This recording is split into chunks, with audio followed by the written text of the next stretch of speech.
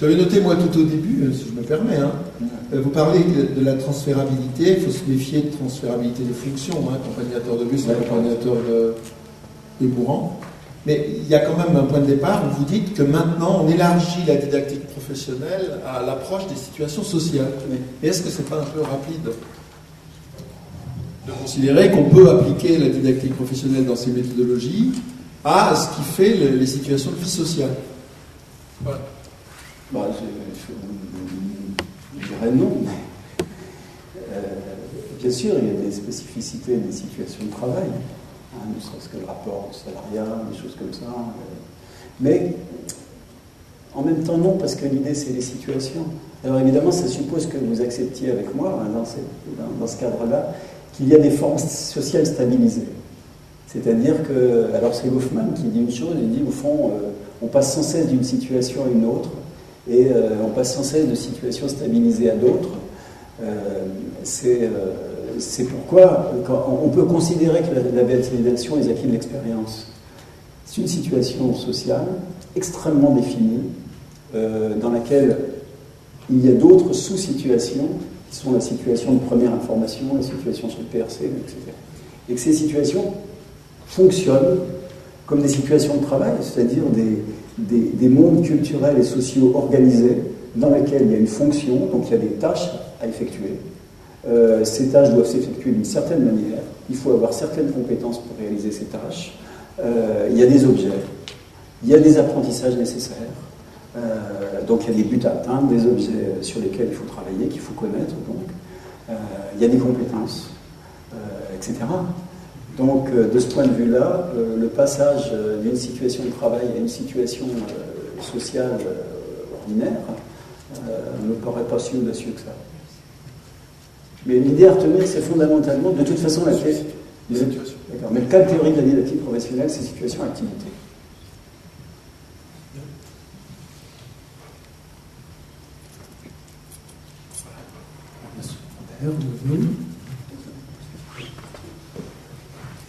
Robert Vano, je suis formation tout au long de la vie.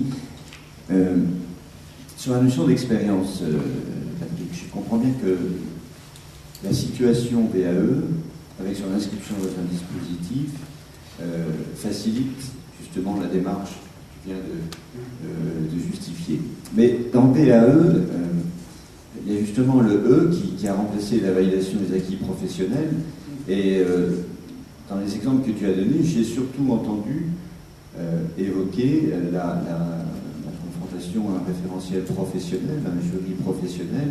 Est-ce que dans le cadre des études que tu as menées, tu as été aussi confronté à cette difficulté qu'il y a à faire entrer dans le champ de la validation des expériences justement sociales, extra-professionnelles, et à ce moment-là, quelle est la démarche qui permet, à ton avis, d'accéder à cette expérience?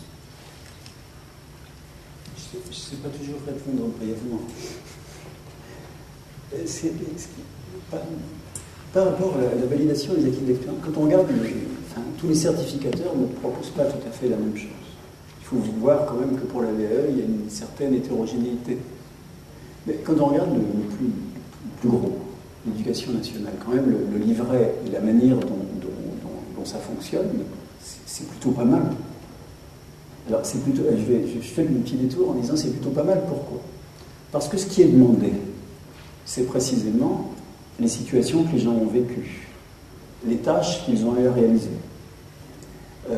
les actions qu'ils ont eu à mener, et les actions les plus concrètes possibles, avec les instruments les plus concrets possibles qu'ils ont utilisés, avec les gestes les plus concrets possibles et les plus détaillés qu'ils doivent exprimer. C'est-à-dire c'est bien une analyse et pas une réflexivité. C'est une analyse de leur situation professionnelle et l'analyse de l'activité qu'ils ont conduite dans ces situations. Et il y a plutôt une mise à l'écart dans ces dispositifs éducation nationale, mais dans d'autres aussi, de tout ce qui serait, je dirais, un petit peu trop pesamment subjectif. Donc ça, c'est un premier point. Mais la manière dont les choses se réalisent font que, d'une certaine manière, ça peut accueillir, à condition que, évidemment, les acteurs soient prêts à le faire et qu'on leur ait demandé de le faire, permettent d'accueillir d'autres situations qui sont relativement proches des situations professionnelles. Donc toutes les situations de type bénévole, etc., entrent relativement facilement, quand elles ont quelque chose à voir, avec évidemment avec les critères du référentiel professionnel, hein, puisqu'il s'agit toujours du diplôme professionnel. Mais on s'aperçoit quand c'est fait que, et notamment à Jeunesse et Sport ou d'autres, que la description et l'analyse telle que je viens de l'évoquer de l'expérience au sens des situations vécues, des tâches réalisées, des actions réalisées, des opérations mises en œuvre pour réaliser ces actions, fait que ça accueille assez facilement, à condition, à nouveau, je répète, que le dispositif encourage ces acteurs à le faire, tout un ensemble d'expériences sociales qui ont été vécues, alors dans la limite de leur relation avec le référentiel, on est d'accord. Mais ça ne me paraît pas, dans ce qu'on a pu voir ici et là, mais là il y a une grande hétérogénéité régionale aussi, ça ne paraît pas une impossibilité, loin de là. De mon point de vue. Ça semble te surprendre. Alors je rappelle par exemple quand on avait construit au départ, le dossier du ministère de l'Agriculture, par exemple, était composé en quatre domaines, des activités de travail, des activités bénévoles, l'expérience de formation comme une expérience parmi d'autres, expérience de travail, expérience bénévole, expérience de formation et autres. Alors évidemment, tout ça étant limité par le cadre du référentiel. Hein. C'est un diplôme professionnel, donc il ne peut pas prendre en compte des expériences de la vie qui n'ont pas rapport immédiat avec ça. Mais ça dépend des acteurs. Ça dépend de comment les acteurs locaux, parce que la VAE n'est pas du tout homogène ni équitable sur le territoire national, prennent en compte ces questions-là. Y compris les jurys hein, qui acceptent très volontiers de travailler dessus, quand ils sont préparés.